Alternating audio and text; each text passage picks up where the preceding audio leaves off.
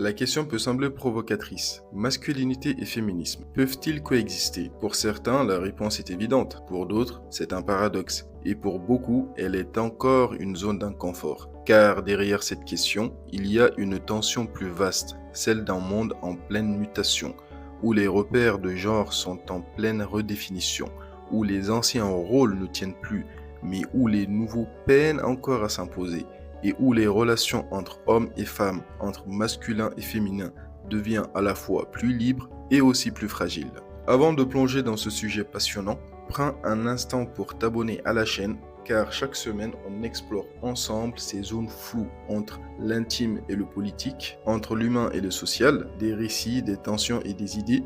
Et si tu veux faire partie de cette aventure, abonne-toi, active la cloche et maintenant installe-toi confortablement parce que ce qui suit mérite qu'on prenne le temps. Alors d'un côté, on a le féminisme qui est un mouvement multiforme, parfois clivant, mais il faut l'avouer qui a été vraiment essentiel à une certaine époque. Porté par des voix diverses, libérales, radicales, intersectionnelles et séparatistes. Il a posé les mots sur des violences longtemps tues, revendiqué l'inégalité, dénoncé les oppressions.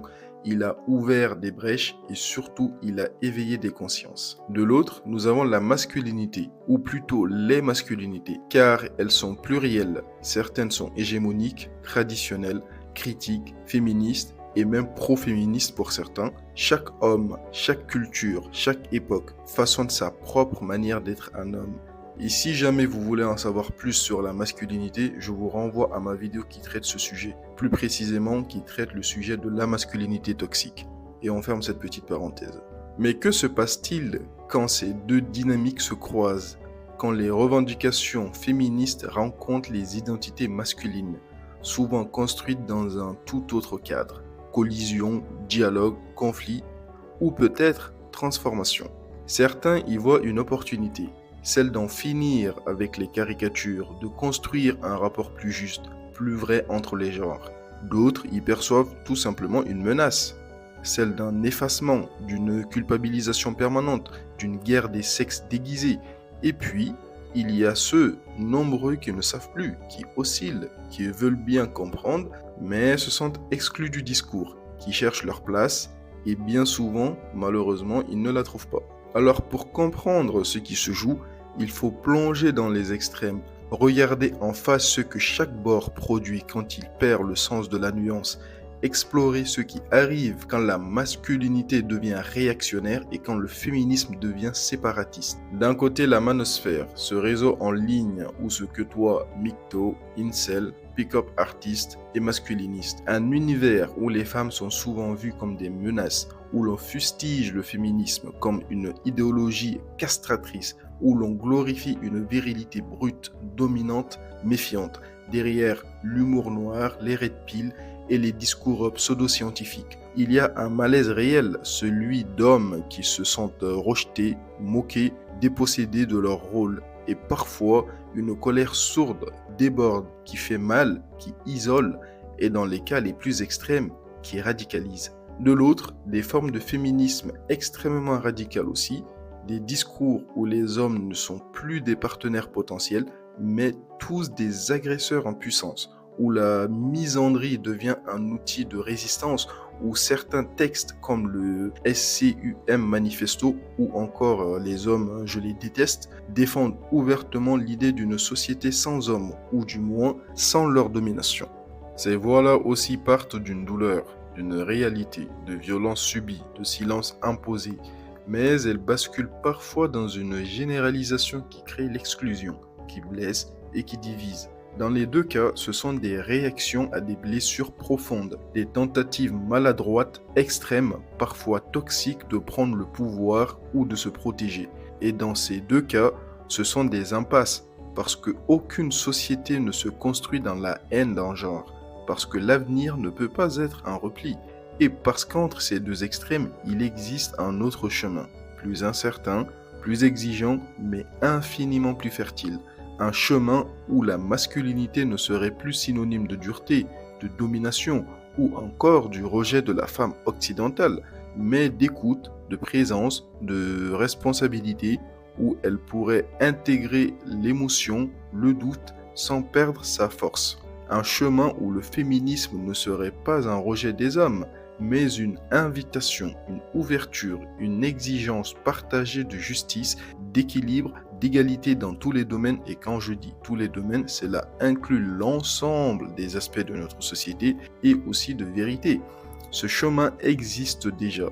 Il est emprunté par des hommes qui ne cherchent pas à s'identifier au masculinisme, par des femmes inclusives qui s'opposent au féminisme radical qu'on voit émerger, par des collectifs mixtes, par des éducateurs, des artistes, des parents, des amoureux et des amis. Mais il reste fragile, il faut se l'avouer, invisibilisé, menacé, parfois par des crispations des deux bords. Alors la question revient encore et encore. Masculinité et féminisme peuvent-ils coexister? Pas tant au sens théorique qu'au sens vécu, pas dans les livres, mais dans la vie, dans les couples, dans les familles, dans les amitiés, dans les écoles, dans les rues, dans les silences et surtout dans les gestes du quotidien.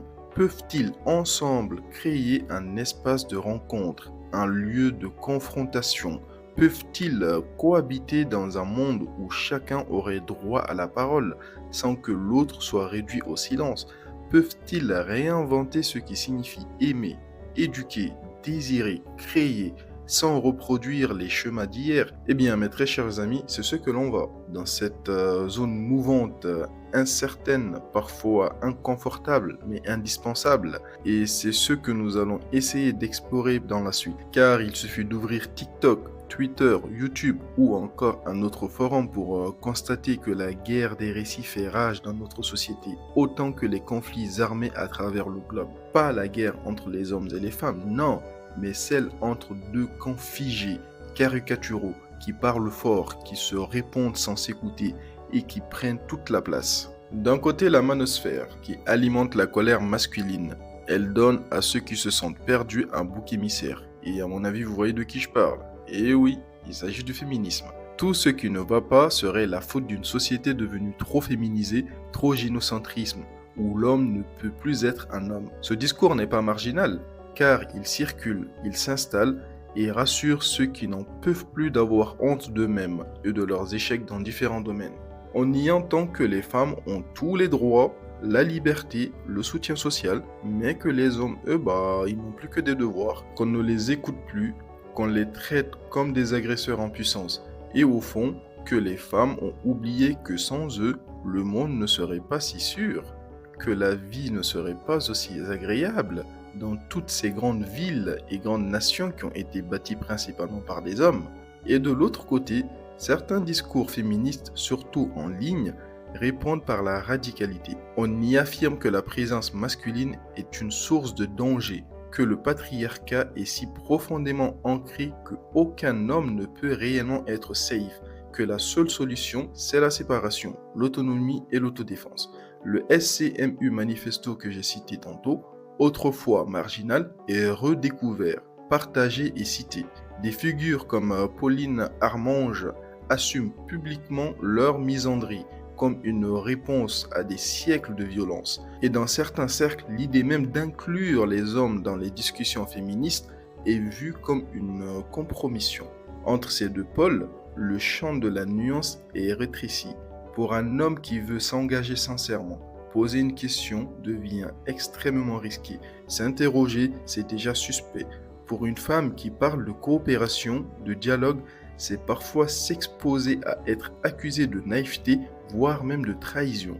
Ce climat crée une forme d'autocensure.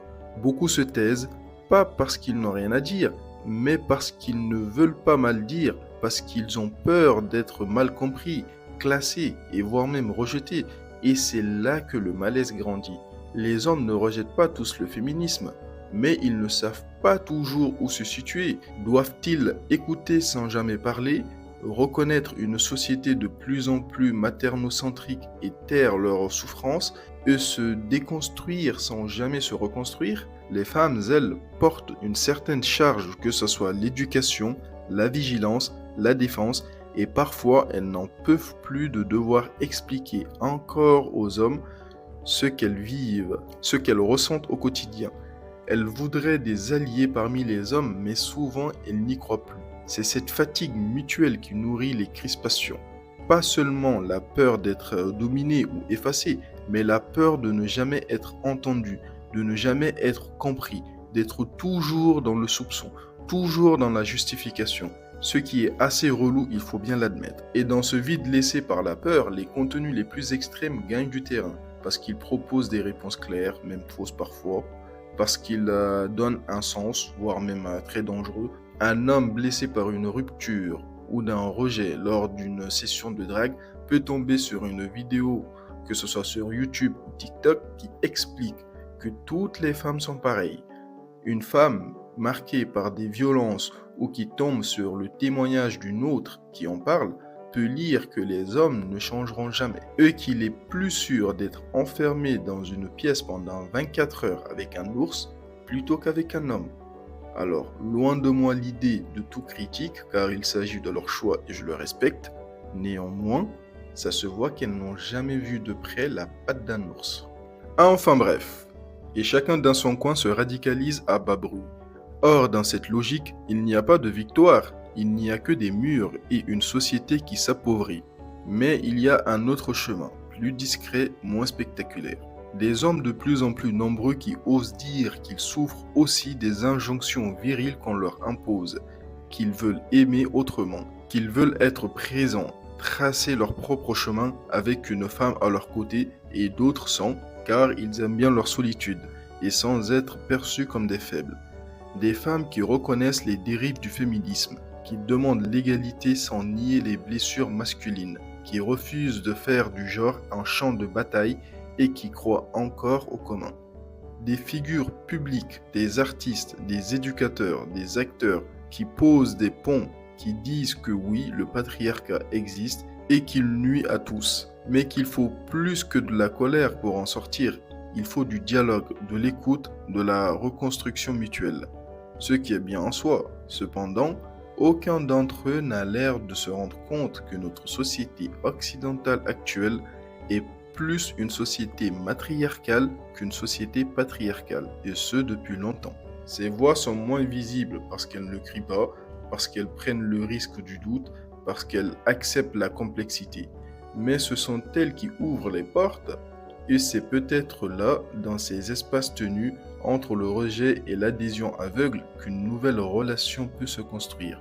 Mais attention, pas une relation idéalisée, mais une relation réaliste, lucide et humaine, avec des tensions, des erreurs, mais aussi de la bonne volonté. Et c'est tout ce dont on a besoin pour avancer. C'est le paradoxe de notre époque. Jamais les discours sur l'égalité n'ont été aussi visibles et jamais les tensions entre les genres n'ont été aussi fortes. Dans les médias, à l'école, dans la culture populaire, on parle de parité, de consentement, d'inclusivité, mais dans la rue, sur les réseaux, dans les conversations intimes, les malentendus s'accumulent encore et encore. Et on dit que les hommes doivent se déconstruire. Mais peu savent ce que cela veut dire. On dit que les femmes veulent être respectées comme des égaux des hommes. Mais peu comprennent à quel point la défiance est ancrée. La coexistence ne se décrète pas, elle se fabrique. Et pour cela, il faut d'abord accepter de regarder ce qui, aujourd'hui, coince vraiment. D'abord, les attentes contradictoires. Les femmes, dans beaucoup de discours féminins actuels, disent vouloir des hommes sensibles, présents, à l'écoute. Mais dès qu'un homme doute, exprime ses limites, ils se sont jugés comme étant faibles, effacés, pas assez virils. Et c'est ce qui pousse beaucoup d'hommes à adopter un comportement de bad boy. Parce que oui, le bad boy, lui, il plaît. Qu'on le veuille ou non, c'est la stricte réalité. Les hommes, eux, se disent prêts à changer.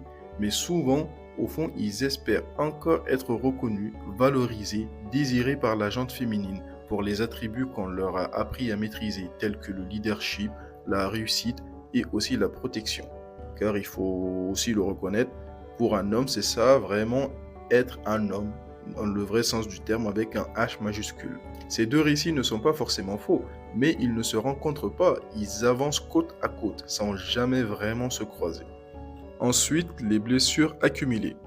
Beaucoup de femmes, et à juste titre, portent en elles la mémoire des violences subies, du mépris et de l'humiliation.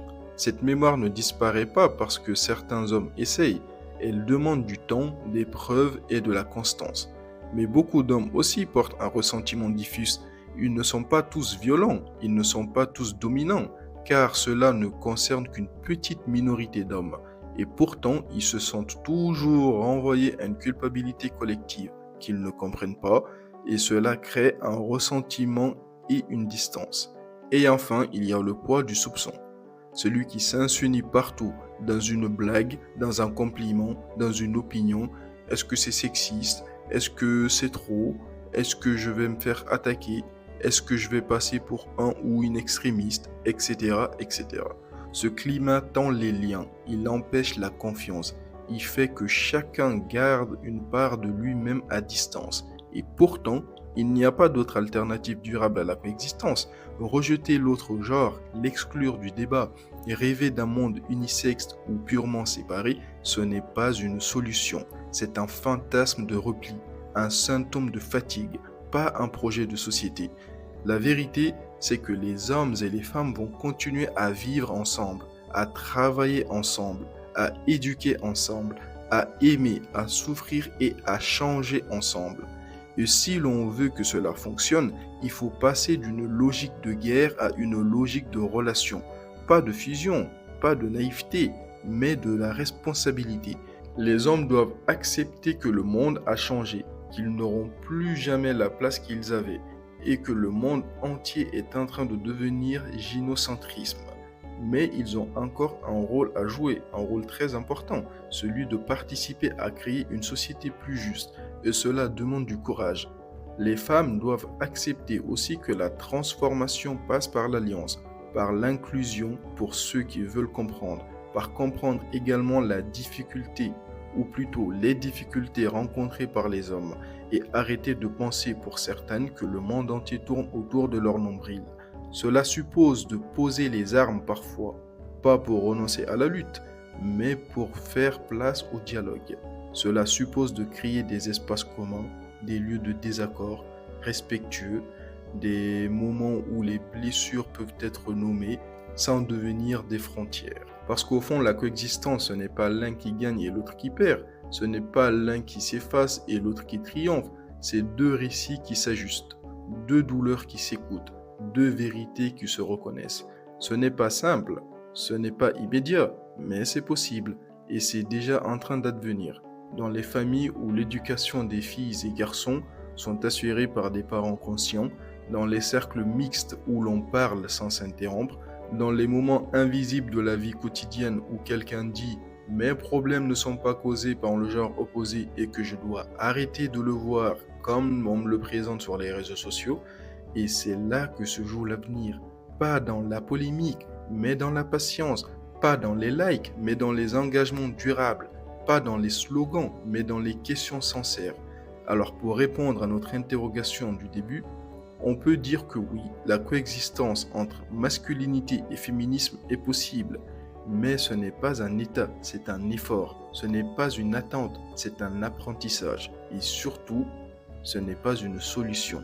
C'est une direction. Et toi, dis-moi, qu'est-ce que tu attends de cette coexistence? Qu'est-ce que tu serais prêt à faire pour qu'elle devienne réalité? Partage ton regard ici et maintenant dans les commentaires parce que le débat ne s'arrête pas avec cette vidéo. Il commence avec toi qui oses dire le fond de ta pensée. Et sur ce, je vous remercie sincèrement de m'avoir écouté et je vous dis à la prochaine pour une nouvelle vidéo. Prenez soin de vous.